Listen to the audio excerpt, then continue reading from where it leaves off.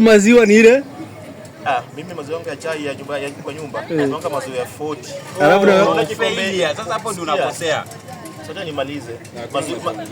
Maziwa ya 40. Hiyo maziwa 40 nataka kikombe maji nusu yenye mwalimu ameshika hii maji nusu. Sasa ile chai tangu ukimwaga kwa meza hivi tangu ifike chini 1.5 minutes. 1.5 minutes. Wapi ni second bwana? Ile maziwa tiki yenyewe. Wewe mwalimu inakawia. Inachukuanga time by. Kwani kama maziwa yenyewe inachukua less than 1 minute, hata nikuulize.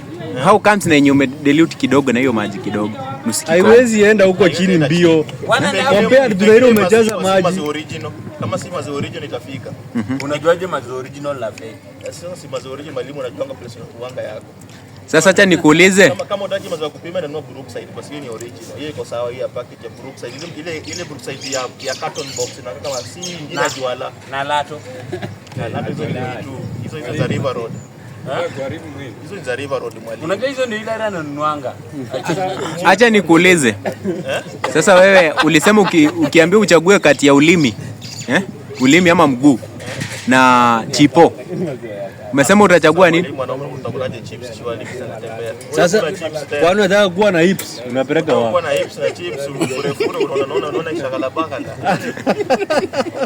Unajua vitu vingine ukikula in Nairobi unapata umeona shagala baka unaona tu unashangaa sababu jamaa hata Elia zingine zimenona unaona kichwa peke yake. Na unaona na mpango pia.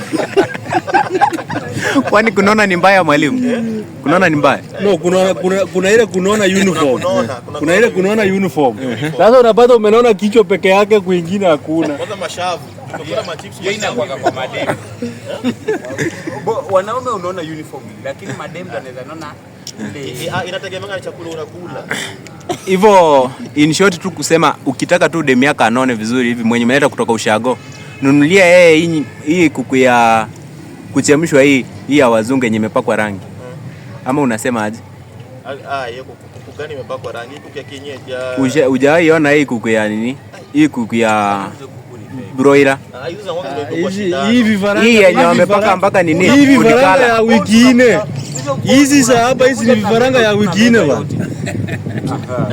Nani? Hii vifaranga si ni ya wiki 4 hii. Sasa hii ndio inafanya mtu ananona ununiform, yani side moja imeegemea nyingine. Kwani umedunga booster? Kwani unaona kama Mudavadi kule. Unajua Mudavadi. Sasa imagine unaona bila. Ndugu yangu ile ni pesa. Ile ni pesa, si eti ni kuku. Umesikia? Hiyo ni ishara utakuwa na pesa. By the way, kunaona pia nayo inakuwa ni one sign ya kukuwa na do.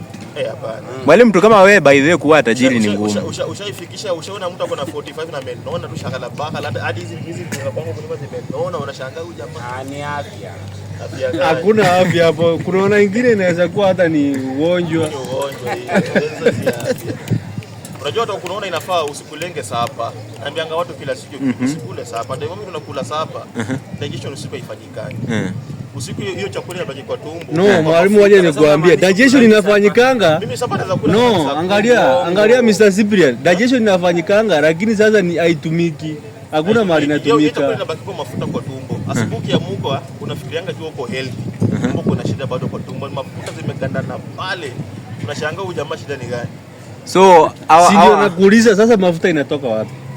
Na umekula chakula, umekula starch, mafuta inatoka wapi? Sasa hiyo zikibaki kwa tumbo kuna imefanyika kwa tumbo yako inabaki hivyo, inakuwa stored hivyo, ile inabaki kwa kama mafuta tu. So dawa ya mademu. Usijeni mafuta ile kitu unasema ni digestion inafanyika. Sasa ile chakula juu haitumiki hiyo starch ndio inakuwa converted to fats, inakuwa stored kwa mwili. Haijatumika, mimi haijakuwa converted. Lakini digestion imefanyika. Usiku mwalimu anasema ifanyikanje usiku. Inafanyika. Mr. Sonia tusaidie hapa mwalimu wa biology. Digestion mwalimu wangu ifanyikanje usiku mwalimu. Inafanyika.